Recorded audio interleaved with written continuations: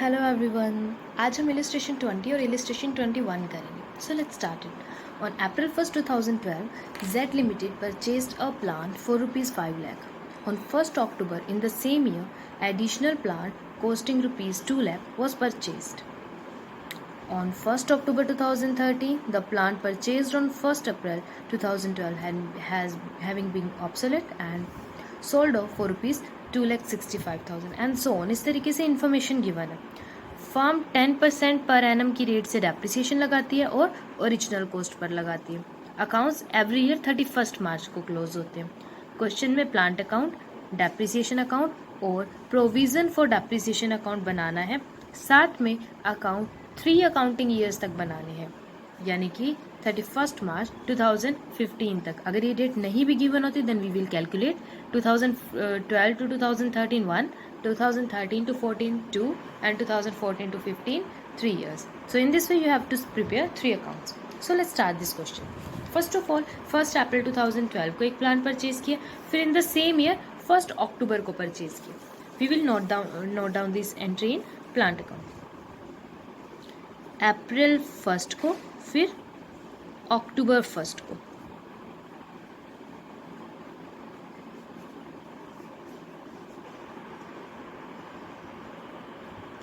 Amounting to 5 lakh and 2 lakh.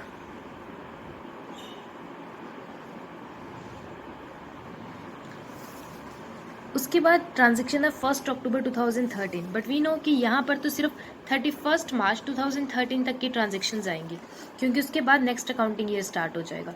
So this transaction will go in the next accounting year. In this accounting year we will charge depreciation on these 2 items, and because we have to prepare provision for depreciation account, so we cannot charge depreciation in plant account. We have to charge depreciation in separate account, provision for depreciation account, and we are also supposed to prepare depreciation account. Depreciation हमेशा year के and में लगता है. अगर year अप्रैल 1st 2012 में begin है तो it will end on March 31st 2013. We will write by depreciation. 2 plans हैं.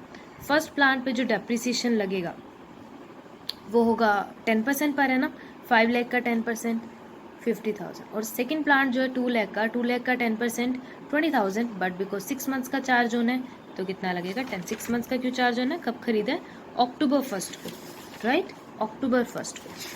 सो the total depreciation of this year will be 60,000 and this is how we will end this accounting year for provision for depreciation account to balance CD 60,000. Now we will record this depreciation into depreciation account as well. As you know कि जो depreciation account है वो एक nominal account है, तो इसका कोई closing balance figure नहीं होता, ना तो इसकी कोई ओपनिंग बैलेंसिंग फिगर होती है ना क्लोजिंग, बिकॉज ये कहाँ ट्रांसफर किया जाता है, statement of profit and loss. यहाँ पर भी क्या बात की हुई है, जेड लिमिटेड ना, तो ये कहाँ ट्रांसफर होगा, statement of profit and loss. We have charge depreciation on March 31st, right. Depreciation account debit to provision for depreciation account and it is amounted to 60,000 in total. और ये balancing figure तो निकाली नहीं जाती, तो कहाँ transfer कर दिया जाएगा, स्टेटमेंट ऑफ P&L में 60,000 रुपीज. ओके, एंड ईयर भी क्लोज कर देते हैं, मार्च 31st 2013 बाय बैलेंस सीडी. आपको जिस तरीके से समझ आता है आप उस तरीके से कर सकते हो. मतलब पहले आप सिर्फ 1 ईयर का प्लांट अकाउंट पूरा कर सकते हो, फिर आप 1 ईयर का पूरा प्रोविज़न कंप्लीट कर सकते हो. तो जिस तरीके से ईज लगे उस तरीके से करो. April 1st to balance BD 7 lakh rupees के प्लांट है नाउ. और साथ में ना आपकी अपनी विलिंगनेस है, जैसे हम पहले अलग अलग दिखाते थे ना, you can show that as well, इसमें कोई प्रॉब्लम नहीं है. On 1st October 2013, the plant purchased on 1st April 2012 having become obsolete and was sold for 2,65,000. Okay, यानी कि ये 5 लाख वाला प्लांट कितने का सेल कर दिया? 2,65,000 में। किस डेट को सेल किया?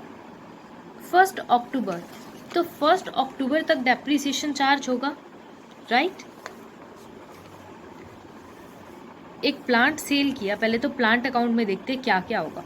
प्लांट अकाउंट में रिकॉर्ड होगा 2013 अक्टूबर 1 बाय बैंक अकाउंट। एक तो जो मनी रिसीव हुआ जो है 2,65,000 रुपीज़। साथ में हमें पता है जो ये प्लांट सेल की है इस पर डेप्रिसिएशन इकट्ठा हुआ पड़ा है, और वो इकट्ठा हुआ डेप्रिसिएशन कहाँ पर है? प्रोविज़न फॉर डेप्रिसिएशन अकाउंट में, क्योंकि जो सारा डेप्रिसिएशन है वो हम कहाँ रिकॉर्ड करते हैं? प्रोविज़न फॉर डेप्रिसिएशन अकाउंट में। तो उस पर्टिकुलर मशीन से रिलेटेड, उस पर्टिकुलर प्लांट से रिलेटेड जो डेप्रिसिएशन है वो प्रोविज़न से कहाँ ट्रांसफ़र किया जाएगा? Plant account. और ये अमाउंट अभी हमें फाउंड करनी है कि कितना अमाउंट है, और उसके बाद हमें कैलकुलेट करना है कि एक्चुअल में उस प्लांट को सेल करने से लॉस हुआ या बेनिफिट हुआ। So let's calculate it. देखो वर्किंग नोट कैसे रहेगा ये। Book value on 1st April 2012 5 lakh. हमें कब की बुक वैल्यू चाहिए? We want to find book value on 1st October 2013, right? तो देखो एक तो 2012 to 13 1 ईयर हो गया, और फिर 2013 के बाद 6 मंथ्स, यहाँ पे 10 आएगा। 1st अक्टूबर है ना, 10 आएगा, तो 6 मंथ्स का ये हो गया। Return down original cost method है, तो फर्स्ट ईयर का तो हो गया 50,000 रुपीज़, और 6 मंथ्स का हो जाएगा 25,000। तो डेप्रीसिएशन कितना हुआ? 75,000। 5 लाख में से 75 माइनस कर दिए, 4,25,000।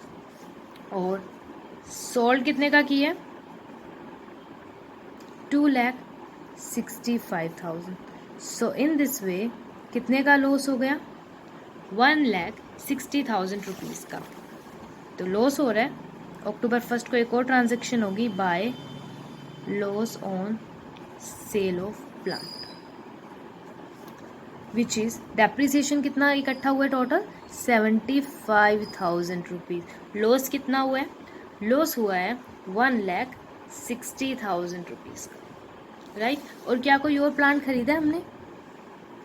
यस, परचेज तो किया है, बट 1 जुलाई 2014। ये अकाउंटिंग ईयर तो मार्च 2014 में ख़त्म हो जाएगा, तो जुलाई तो उसके बाद आएगी। इट मीन्स ना नेक्स्ट अकाउंटिंग ईयर। तो इस अकाउंट को क्लोज कर दे। पहले हम प्लांट अकाउंट को ही क्लोज कर रहे हैं, उसके बाद प्रोविजन में एंट्री करेंगे, और उसके बाद ही डेप्रिसिएशन में एंट्री करेंगे। तो इस अकाउंट को क्लोज करने के लिए वी हैव टू रिकॉर्ड मार्च 31, 2014 को कितना बैलेंस, क्लोजिंग बैलेंस है। 7 लाख की मशीन थी, 5 लाख वाली तो कर दी सेल। अब कितने वाली मशीन बच गई? 2 लाख की मशीन बच गई, कोई परचेज की नहीं है। So in this way the total of both this column will be 7 lakh, right? अब हम रिकॉर्ड करते हैं प्रोविजन फॉर डेप्रिसिएशन अकाउंट में। देखो अप्रैल 1, 2013 को बैलेंस बीडी, देखो मार्च 31, 2013 है ना, तो अप्रैल 1, 2013 ही आएगा, 60,000 रुपीज़। उसके बाद अक्टूबर 1 तक जो हमने मशीन यूज़ की तब तक का डेप्रिसिएशन लगेगा, राइट? तब तक का डेप्रिसिएशन आया था 25,000 6 मंथ्स का। और उसके बाद मार्च 31, 2014 को फिर से डेप्रिसिएशन लगेगा। जो 2 लाख का प्लांट अभी भी है उस पर तो डेप्रिसिएशन लगेगा ना। जो 2 लाख का प्लांट अभी भी है, 2 लाख में से 20,000 रुपीज़ का डेप्रिसिएशन चार्ज किया जाएगा। 10% 2 लाख का कितना हो जाएगा? 20,000। लास्ट ईयर तो हमने 10,000 लिया था क्योंकि वो अक्टूबर 1 को परचेज किया था, 6 मंथ्स का डेप्रिसिएशन लगाया था। But this time it will be the whole 20,000 rupees for the whole year. All right. और इफ़ यू रिमेंबर अक्टूबर 1 को 2013 की अभी ट्रांजेक्शन पूरी नहीं हुई थी, क्योंकि अक्टूबर 1 को यहाँ से कुछ अमाउंट प्लांट अकाउंट में ट्रांसफ़र की थी। As you can see here कितना प्रोविज़न ट्रांसफ़र किया था, 75,000 रुपीज़ का प्रोविज़न यहाँ से निकाल दिया गया था, प्रोविज़न को डेबिट कर दिया गया था और प्लांट अकाउंट में ट्रांसफ़र कर दिया गया था. So in this way to balance CD on March 31st 2014 will be, यहाँ टोटल कर लेते हैं,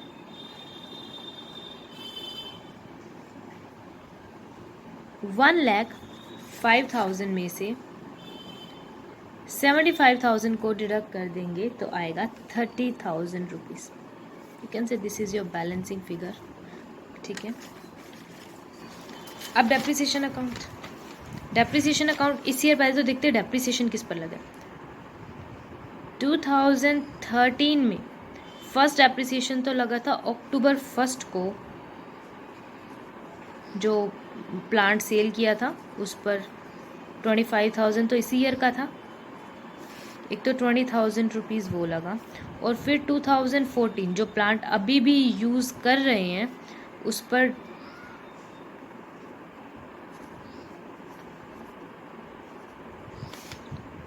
20,000 रुपीज़ का, ऊपर तो 25 था, सॉरी, जो सेल की है उस पर तो 25 था, जो अभी भी यूज़ कर रहे हैं उस पर 20,000 है. तो टोटल डेप्रिसिएशन कितना हुआ, 45,000. This depreciation amount will be transferred to statement of P&L. Total amount 45,000.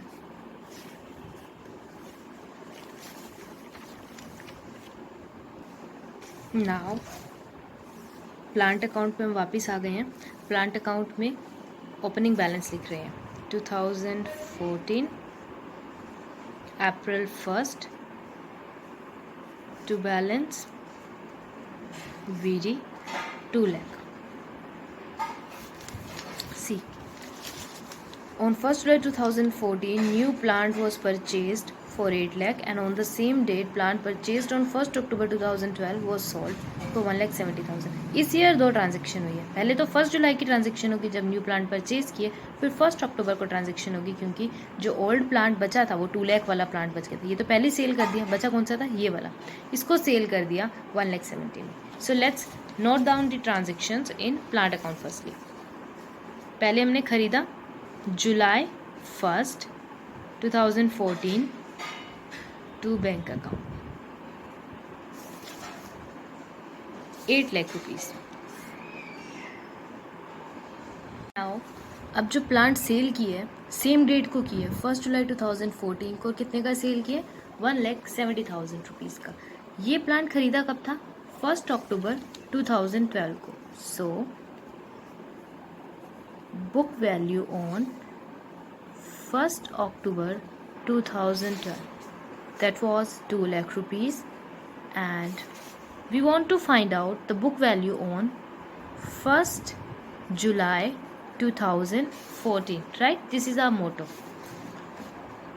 So first accounting year is 2012 to 2013.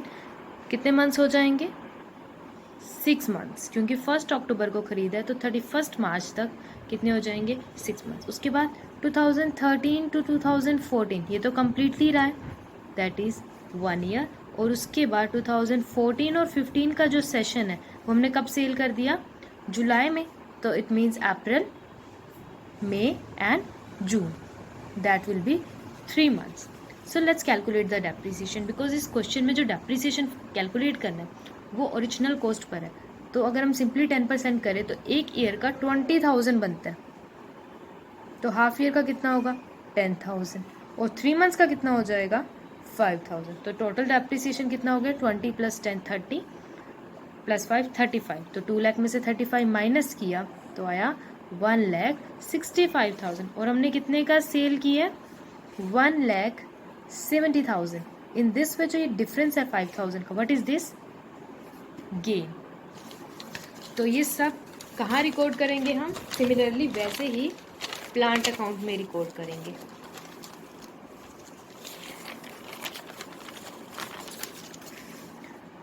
Bank account में 1,70,000, प्रोविज़न फॉर डेप्रिसिएशन 35,000 और गेन कितना हो गया 5,000।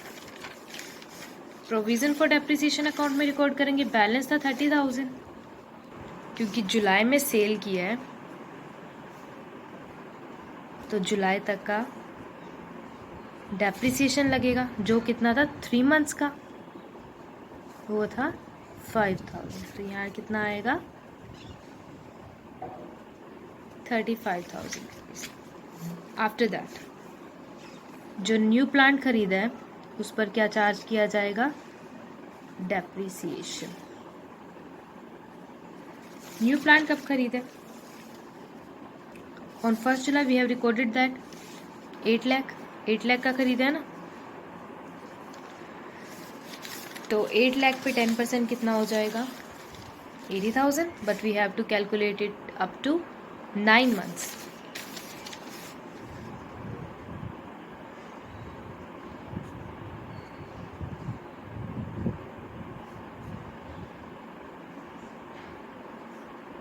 It will be 60,000 rupees. So in this way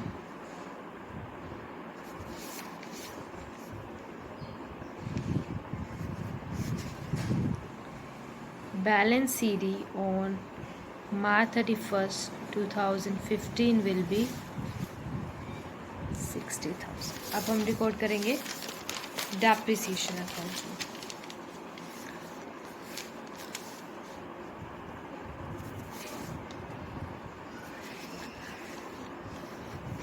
depreciation charge होगा 2014 में एक तो जुलाई 1 को और 2015 में मार्च 31 को, to provision for depreciation account, to provision for depreciation account. 3 months का 5,000 और फिर 60,000।